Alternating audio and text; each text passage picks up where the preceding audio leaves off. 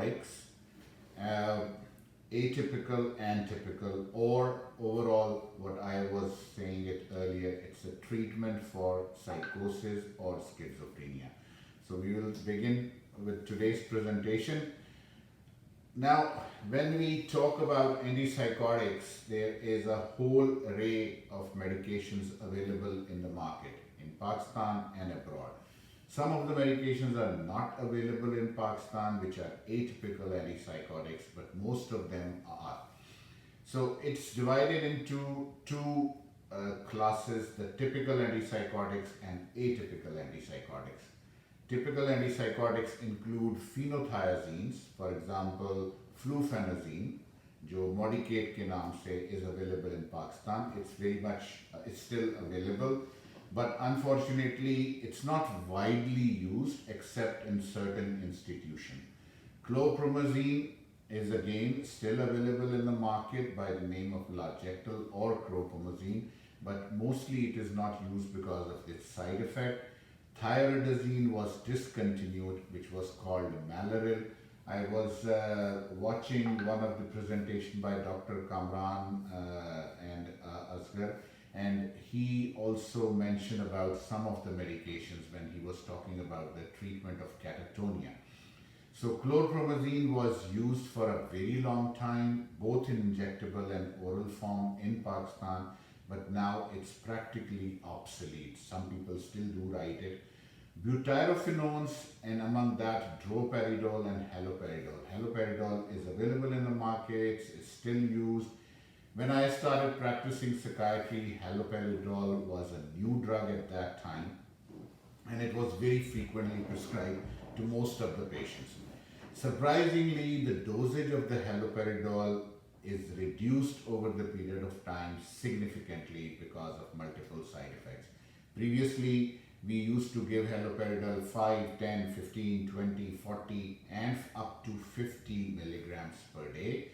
But now we don't go beyond 6 milligrams per day because over the period of time the research has shown that the haloperidol occupies the receptors 80% on just 6 milligrams.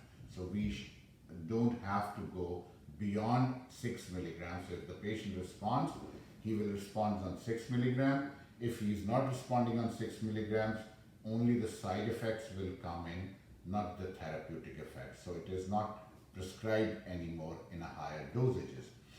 Then thioxanthines, which include thiothixine and chlorprotixine, are also not available in Pakistan. There are a few other typical neuroleptics, especially in depot preparation, like zuclopenthixol, clopenthixol, flupentixol. Those thioxanthines are still available in the market, and they are used in acute cases as well across the globe. The difference between the depot preparation and acute-phase is the solubility of the drug in vegetable oil and other oils. So the long-acting and the short-acting depends upon its absorption from the site of the injection.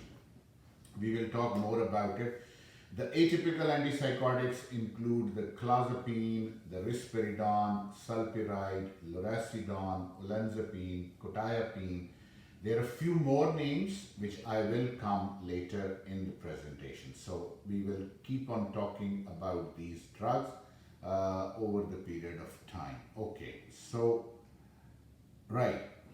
Now, this classification of the drug is mostly dependent on the site of the action of the medication.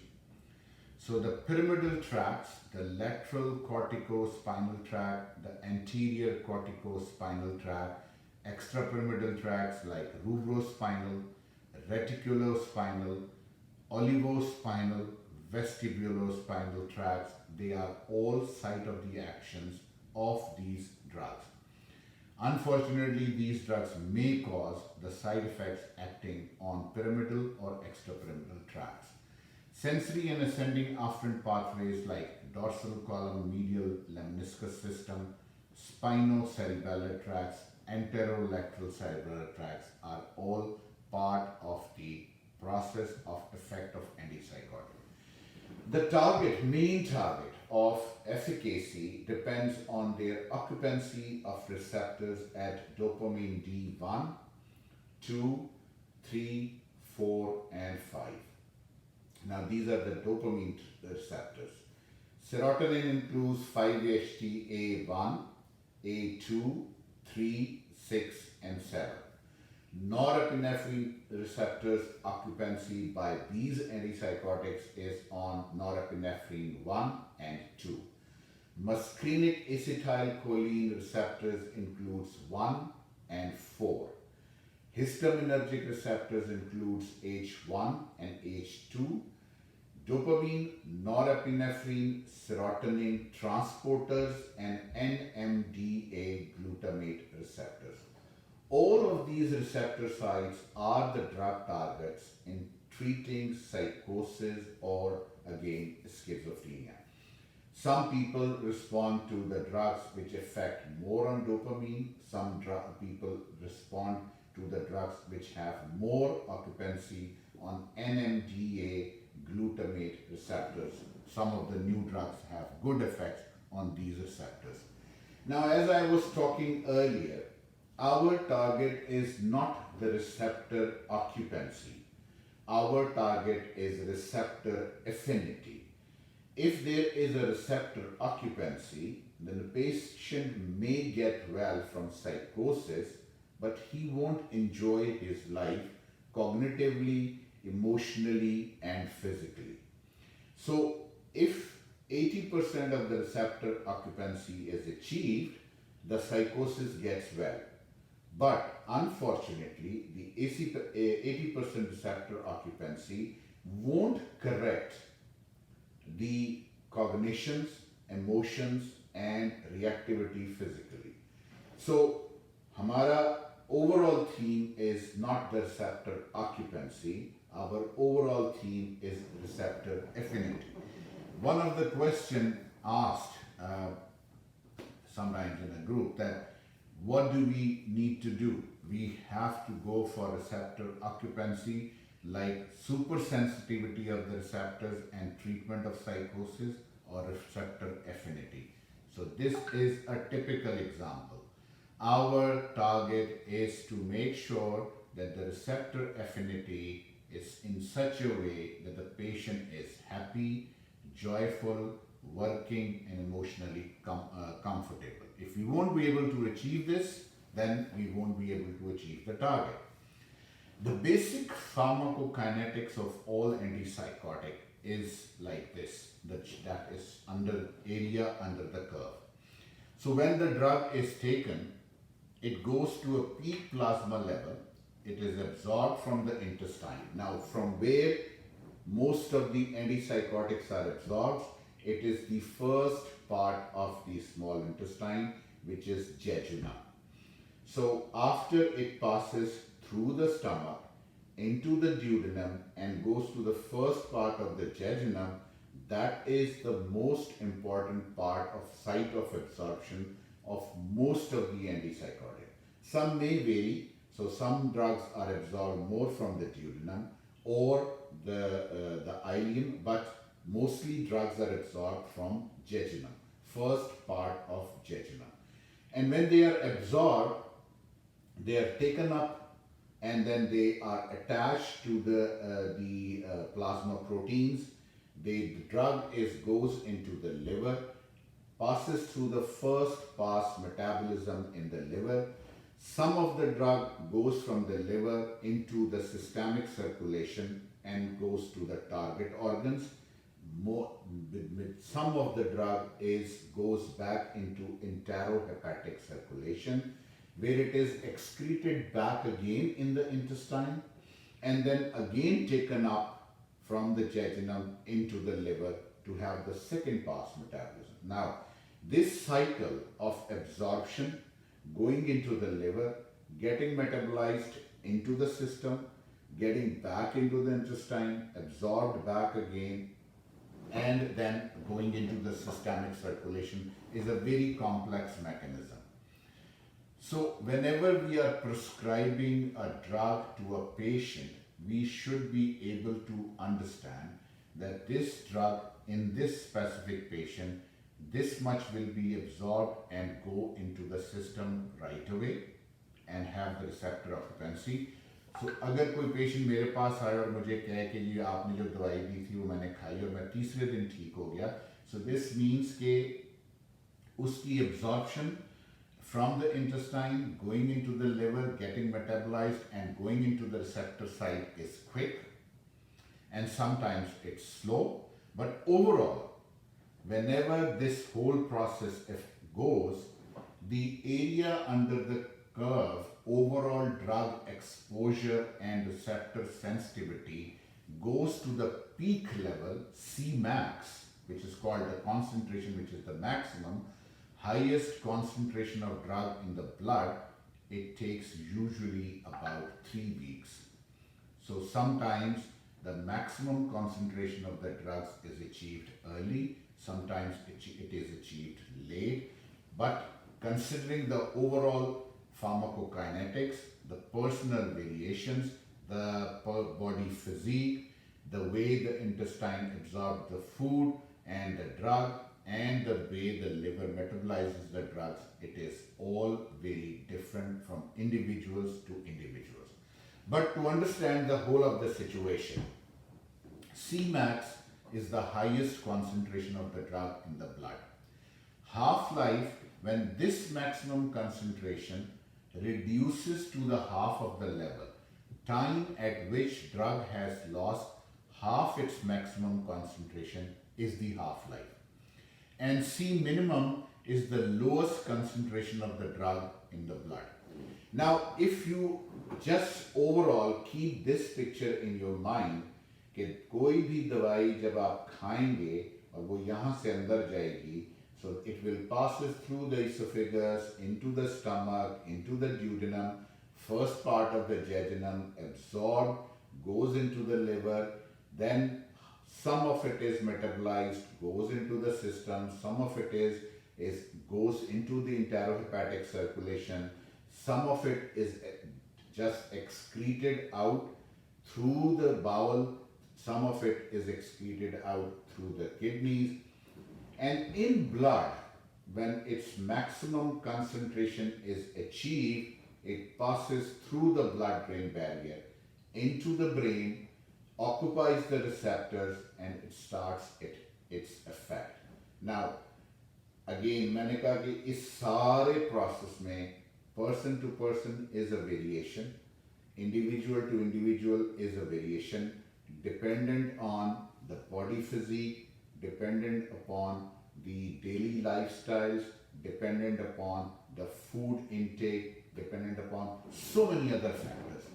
So ideally speaking, most of these curves are made hypothetically, not in a real-time situation on the real-life patients. So real-life patients can vary from person to person. I hope you people are still able to see the slides. Okay, moving on.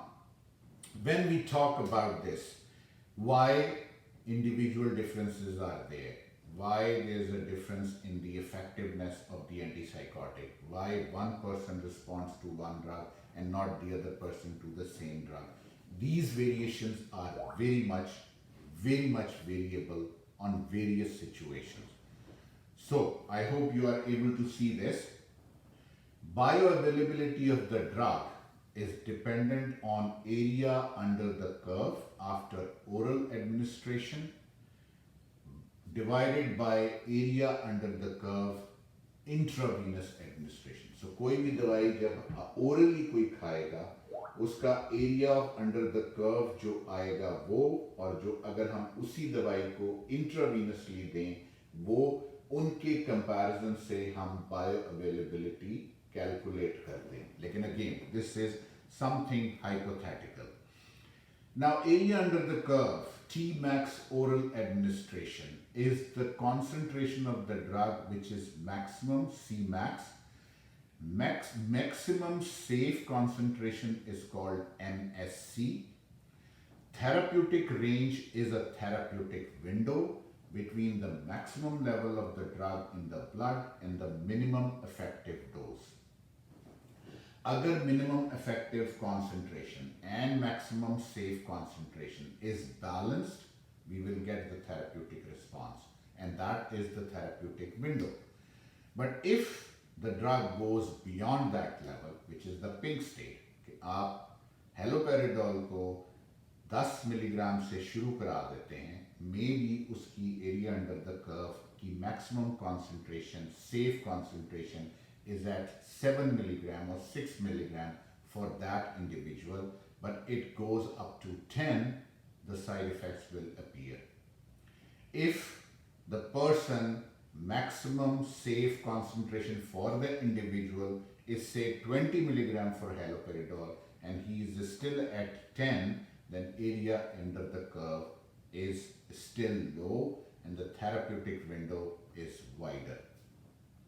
Therapeutic window is basically the gap between the maximum safe concentration and minimum effective concentration. That therapeutic window gives us the maximum response to any drug, right? So this is little bit complex. If the drug is given in a low doses, like some of the people write sertraline 25 milligram, some of the people write escitalopram 5 milligram, some of the people write risperidone 0.5 milligram. Now those drugs fail to achieve the maximum safe concentration. Those drugs are not able to touch the minimum effective concentration in a person, and they don't have any effect therapeutically. So उनका जो effect आ रहा है वो placebo effect हो सकता है, लेकिन actual effect नहीं होगा.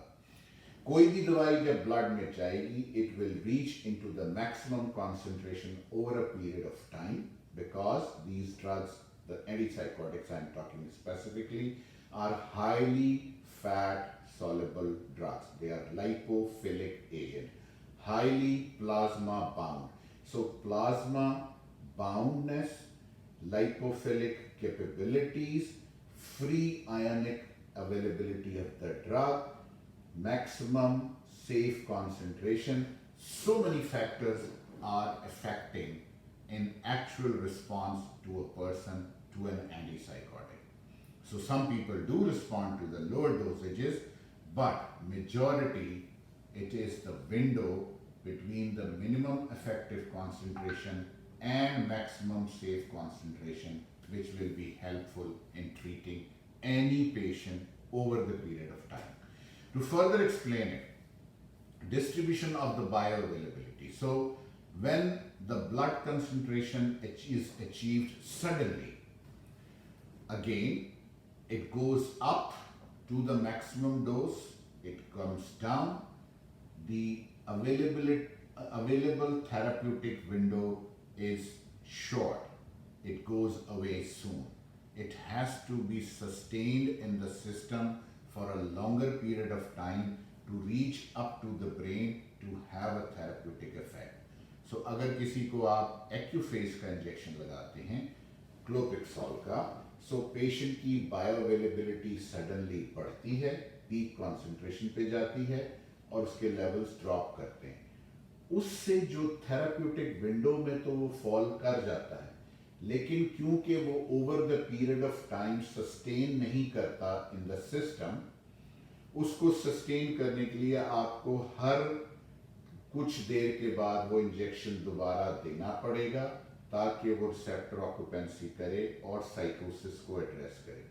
अगर हम वो रेगुलर इंटरवल्स एडजस्ट प्रॉपरली कर लेंगे, थेराप्यूटिक इफेक्ट आ जाएगा. अगर हम वो नहीं करेंगे, थेराप्यूटिक इफेक्ट नहीं आएगा. सो कोई भी दवाई जब ओरली मैं खाऊंगा, सो अंदर जाएगी, एब्जॉर्ब होगी, लिवर में जाएगी, बॉडी में उसकी कंसंट्रेशन स्टैब्लिश होगी, उसको कुछ वक्त लगेगा. Usually the time is 7 to 16 hours usually for antipsychotics. It can vary from, again, as I told you earlier, person to person. After that, the drug passes through the blood-brain barrier and starts receptor occupancy. So generally speaking, any drug which is given to a person goes into the system, reaches the maximum, comes to the minimum, second dosage is administered, goes to the maximum, comes to the minimum, then again third dose is given, and after a while, after passing through all these phases, the drug establishes a steady state, a level where the concentration of the drug in the blood stays the same, giving repeated dosages at appropriate intervals of time. The steady state is achieved and the therapeutic effect comes in. Now, this is again complicated to understand, but again talking back about it, the steady state in the plasma is the level of the drug which remains the same over the period of time when the regular dosages are administered in a person. So that steady state will give definitely a good therapeutic effect. Now, half-life. The time required for the concentration of the drug in the plasma to decrease to 1/2 of its initial value after the peak has been reached. It is designated as T-half, a usual parameter derived from VD and CL, important for rational drug therapy because it helps in designing and planning the dosage of the regimes. हमारे पाकिस्तान में, unfortunately, without considering what is the half-life of the drug, people give medication 3 times a day. Like risperidone 1 milligram 3 times a day, or 2 milligram 3 times a day, olanzapine 5 milligrams 3 times a day, or sertraline 25 milligram 3 times a day. It never works on that principle. It is unfortunately falsely written as far as the therapeutic effects are concerned. So, if all of these antipsychotics, I hope I have that slide as well, all antipsychotics have half-life of more than 24 hours. Haloperidol, olanzapine, risperidone, quetiapine controlled release, or any other antipsychotic. They stay in the system for 24 hours. So there is no fun considering this principle of giving the drug again and again when the half-life is more than 24 hours. What will happen if half-life is 24 hours, you give a drug, it reached the maximum concentration, it drops down to the half. But if you keep on giving half tablet every 8 hours, when the half-life is 24 hours, this C max will go beyond the therapeutic range, and this C minimum will never ever come to a level where patient can respond. So, I'm sorry if I'm having difficulty in choosing the words for it. जब आप बार बार दवाई देंगे तो ये therapeutic window compromise हो जाएगी. सो ये levels बार बार देने से जल्दी जल्दी मैक्स और मिनिमम के दरमियान फ्लक्चुएट करेंगे और स्टेडी स्टेट अचीव करने में टाइम लगेगा. सो जो एंटीसाइकोटिक 24 आवर्स के लिए सिस्टम में रुकती है, जब वो बार बार दी जाती है तो उसका सी मैक्स जल्दी जल्दी आता है, सी मिनिमम आने नहीं पाता और उसकी स्टेडी स्टेट्स अचीव नहीं हो रही होती, तो उसका थेराप्यूटिक इफेक्ट कॉम्प्रोमाइज हो जाएगा. ये पॉइंट समझ आया? नहीं आया?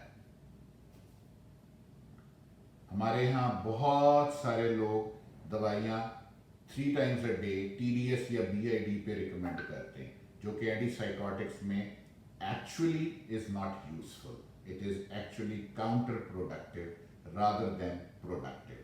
So try to understand that most of the antipsychotics should be prescribed to a person. Drug half-life, according to the drug half-life, and drug half-lives of most of the antipsychotics is more than 24 hours. So once a day given only in the evening is preferred than dividing the dosage. So drug half-lives vary from person to person. Half-life can vary based on person's weight, gender, health and many other factors, जैसे कि मैं बार बार आप लोगों को बता रहा हूँ.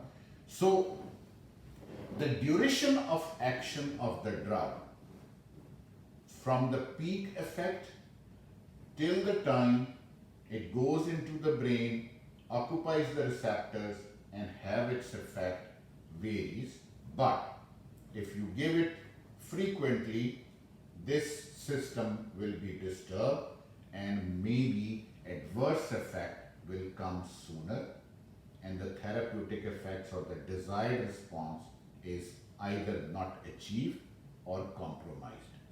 So kindly all of you should remember that most of the antipsychotics should be given once a day in the evening because they have long half-lives, so they can have a good therapeutic response according to these principles of pharmacokinetics.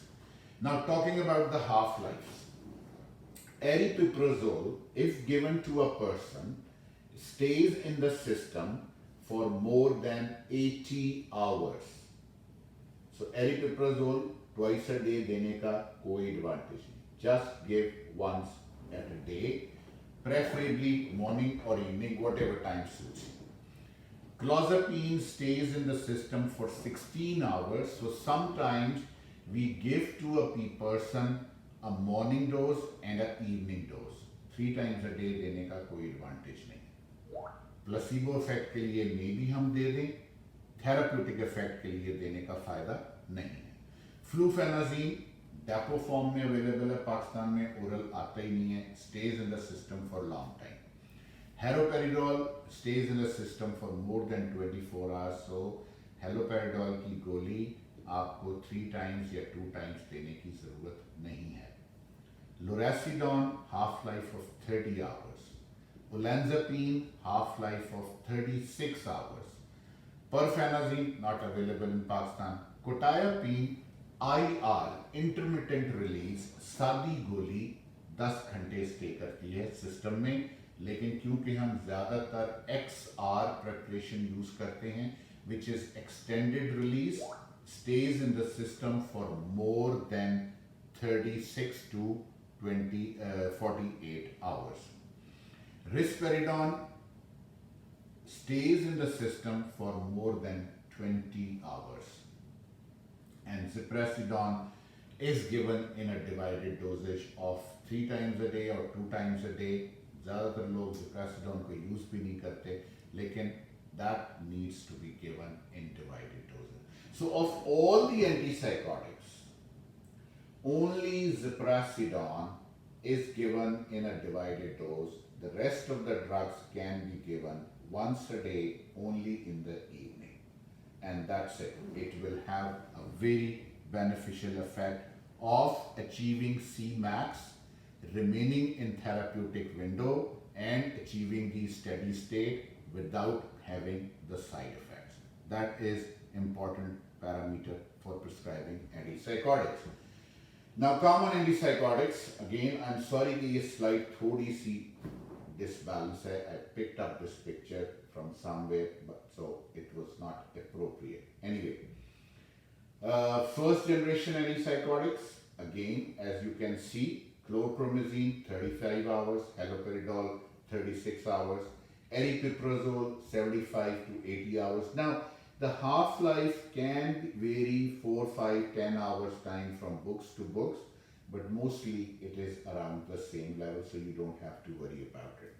Clozapine usually lasts 4 to 12 hours, some books say 20 hours, but overall twice a day dosage for clozapine is good enough. Once a day it can be given over a period of time. Olanzapine stays in the system for long term, and risperidone around 24 hours a day, so once a day is okay. Now, atypical antipsychotic dosage range for bipolar depression. Now, some of these antipsychotics are used for bipolar depression. मकसद बताने का bipolar depression की treatment का नहीं है, यहाँ पे मकसद बताने का half-lives है. So, new drug like cariprazine is used in schizophrenia. It is used in bipolar depression as well. It is used in mania as well. average dose is 5 milligrams per day. It can be given up to 10 milligrams per day. Cariprazine is marketed here. It is prescribed not very frequently because the efficacy and the effectiveness was not as good as other drugs comparable to the market, and it is not approved with some of the agencies which provide the free medication, so it is not given so frequently. But Lurasidone is available, 20 to 120 milligrams per day, and the half-life is long, so once a day given is okay. Olanzapine की बात हो गई. Combination of olanzapine and fluoxetine, this is also prescribed in Pakistan a lot, 6 by 25 or 12 by 50, and the half-life is long, around 40 hours in the system. So once a day dosage is okay. So it can be given in once a day dosage. Sorry. Okay, moving on.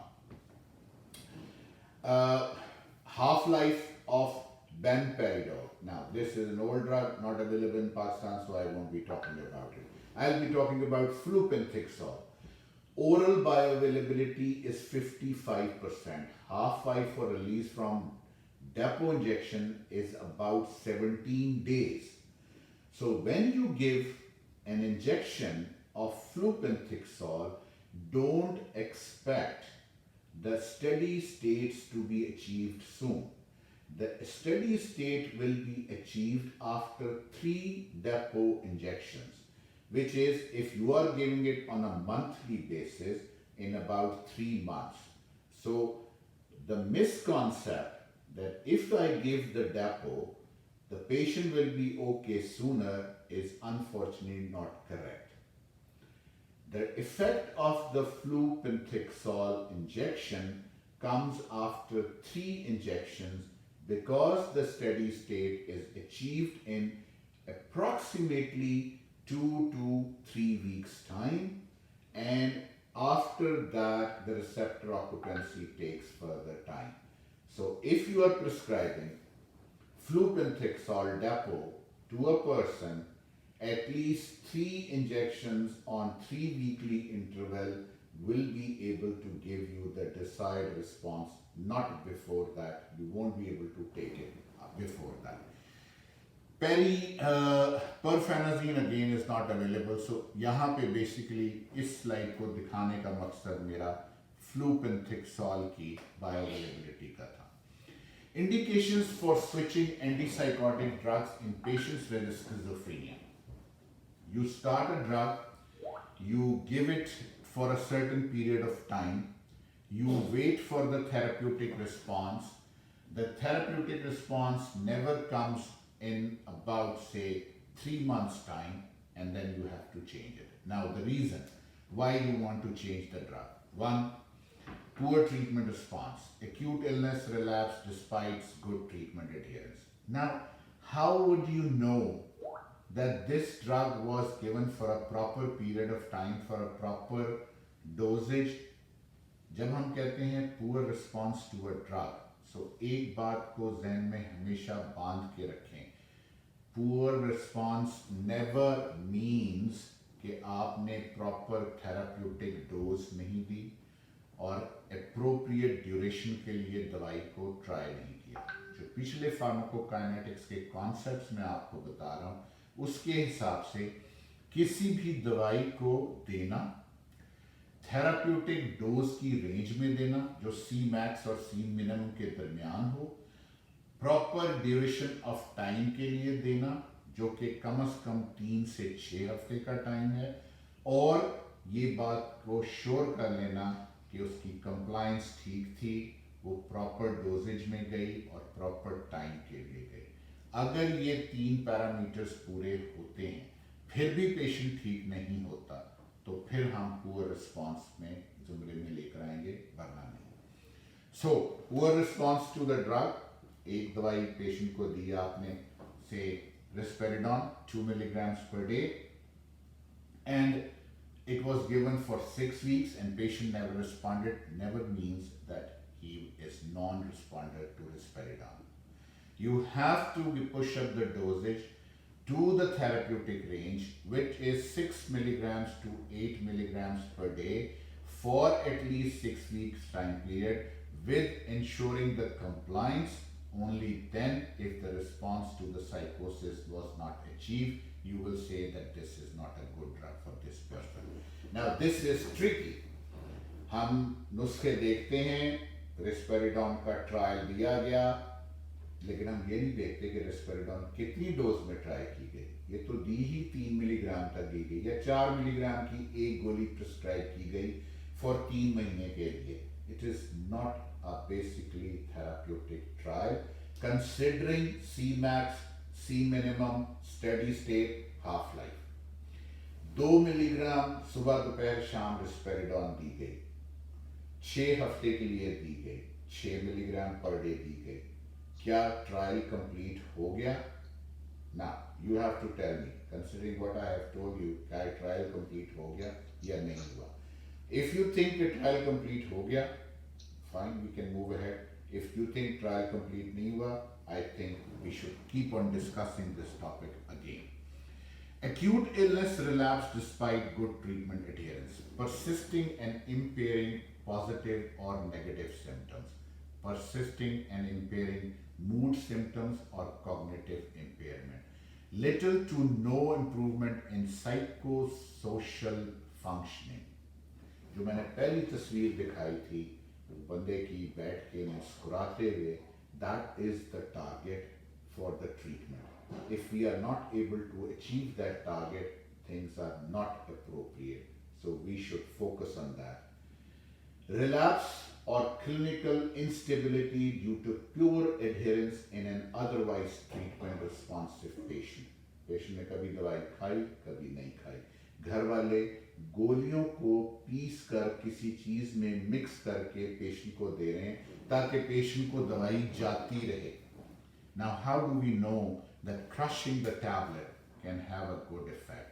No, it won't have, because these pills are coated tablets. When they are broken into pieces, the efficacy, the half-life, the Cmax concentration, everything gets compromised. We won't be able to get what we want.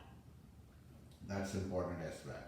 Intolerable side effects. You have given, say, aripiprazole, 5 milligrams, patient develops akathisia on the first dosage.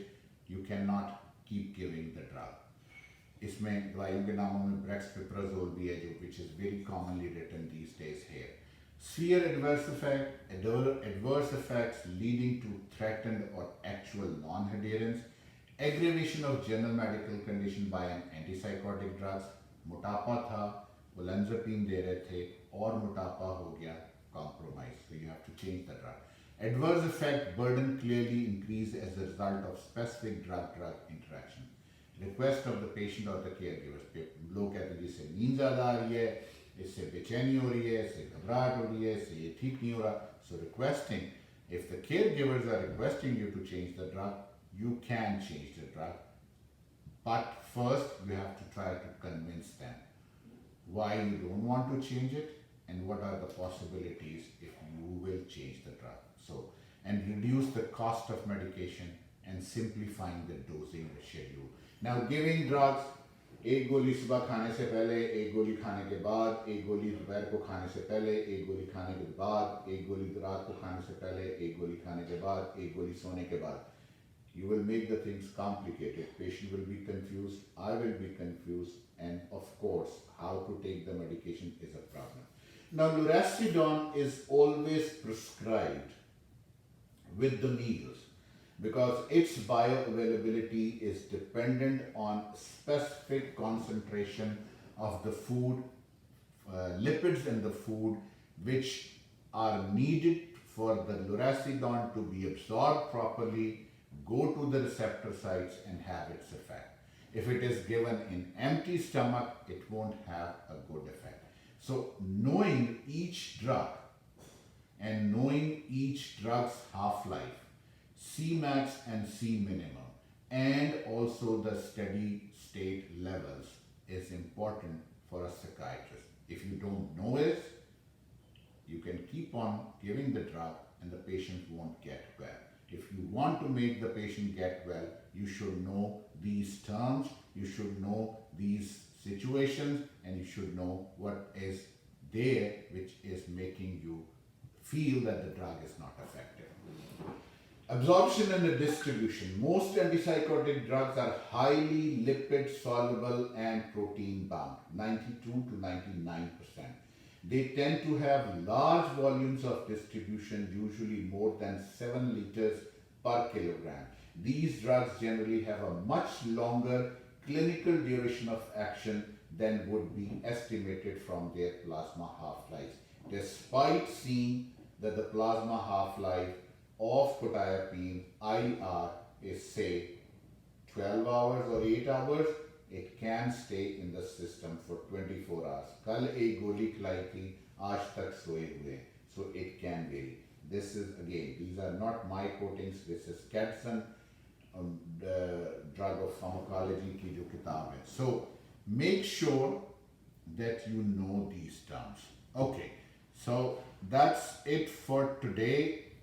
We can talk more if you people want to ask any question. Anybody? No? No question?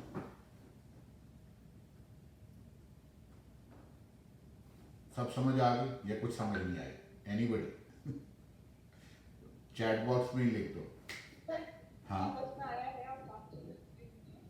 और specially poor therapeutic response के जो factors हैं वो पहले idea नहीं था कि उन पैरामीटर्स पे देखना है. और मॉस्किंग भी हर जगह लिखा है कि आपने ड्यूरेशन कितनी ड्यूरेशन तक की मैक्सिमम डोज पे जाना है, तो काफ़ी चीज़ें क्लियर हैं. Again, you people, all of you, I am sure that you all will become very good psychiatrists in times to come, and your supervisors are excellent supervisors as well. But please understand one thing. No two humans are alike. They differ because of their DNA. The DNA is the protein. These drugs go and affect on our genes, on our receptors. Receptors क्या हैं? Proteins हैं. वही DNA से बने हुए protein molecules हैं जिनमें उसी पे इफेक्ट करना है.